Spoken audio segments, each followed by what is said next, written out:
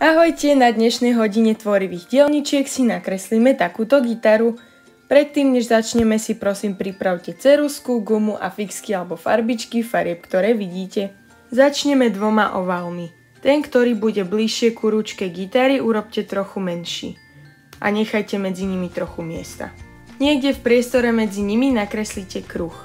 Z kruhu potom nakreslite jednu dlhú rovnú čiaru, z ktorej bude ručka gitary. Náčrt máme hotový.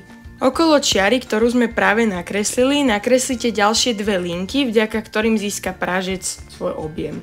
Na jeho konci nakreslite malý obdĺžnik s dvoma ešte užšími obdĺžnikmi v strede.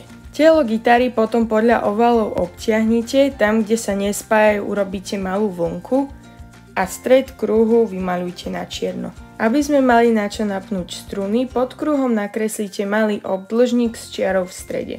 Odtiaľ potom cez celú ručku nakreslite 6 dlhých rovných strún. Ak by ste chceli kresliť napríklad ukulele, ktoré je menšie a vyzerá trošku inak, tak má iba 4 strúny. Na obdĺžniku ešte nakreslite 6 malých krúžkov ako ladenie. Zvuk struny sa mení podľa toho, aká je napnutá.